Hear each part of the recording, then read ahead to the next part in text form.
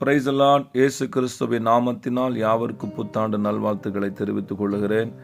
இந்த ஆண்டிலும் மீண்டும் உங்களை சந்திக்க என் தேவனாகிய கர்த்தர் தந்த தயவிற்காக நான் நன்றி செலுத்துகிறேன். கடந்த ஆண்டு முழுவதும் நம்மை கண்மணி போல பாதுகாத்த தேவகரம் இந்த ஆண்டையும் காண செய்ததற்காக நான் நன்றி செலுத்துகிறேன். அவரை ஸ்தோத்தரிக்கிறேன், துதிக்கிறேன்.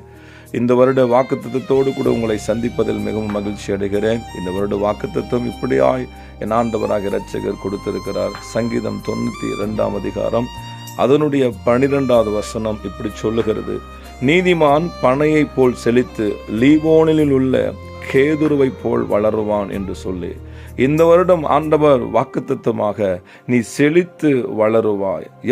எப்படிப்பட்ட செழிப்பு என்றால், பனையை போல செழித்து கேதுருவை போல ஒரு வளர்ச்சியை ஆண்டவர் உங்களுக்கு தருவார் என்று நான் இயேசுவின் நாமத்தினாலே உங்களை ஆசீர்வதிக்கிறேன். கடந்த ஆண்டுகளிலே பலவிதமான பாடுகள், பலவிதமான புயல்கள், பலவிதமான போராட்டங்கள், நம்மால் நிற்க முடியாதபடி, நம்மால் தாங்க முடியாதபடிக்கு எத்தனையோ தரம் விழுந்திருப்போம், எத்தனையோ தரம் உடைந்து போயிருப்போம், எத்தனையோ தரம் நொறுங்கி போயிருப்போம், எத்தனையோ முறை இவைகள் எல்லாம் நம்மை ஒன்றும் இல்லாமல் இடம் தெரியாமல் அழித்து போயிருக்கும்.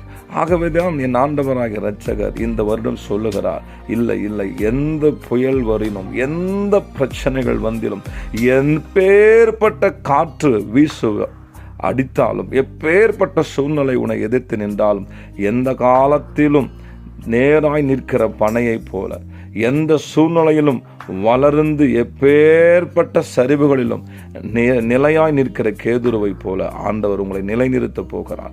ஆண்டவர் உங்களை செழித்து வளரப் போகிறார். ஆமென். அது ஒரு வறட்சி இருந்தாலும், வறட்சியில் எத்தனையோ முறை தவித்திருப்போம், வறட்சியான சூழ்நிலையில் எத்தனையோ முறை ஐயோ இந்த வாழ்க்கை எதற்கு என்று சொல்லியிருப்போம். ஆனால் பனை எப்பேற்பட்ட சூழ்நிலையிலும் தன்னை காத்து கொள்ள அது பலனுள்ளதாக இருக்கிறது. அது தன்னை காத்து கொள்ளும். அது எப்பேற்பட்ட சூழ்நிலையிலும் வளரும்.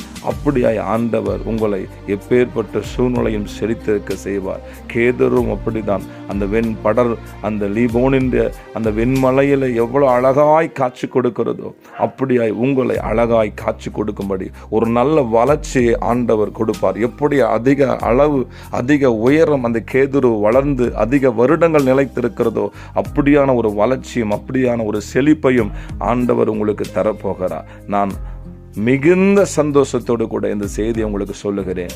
இந்த செய்தியை கேட்டுக்கொண்டிருக்கிற யாவரும் இயேசு கிறிஸ்துவின் நாமத்தினால் நீங்கள் செழித்து வளருவீர்கள், நீங்கள் செழித்து வளருவீர்கள், நீங்கள் செழித்து வளருவீர்கள். இந்த ஆண்டை ஆண்டவர் உங்களுக்கு செழித்து வளரும்படி செய்வாராக.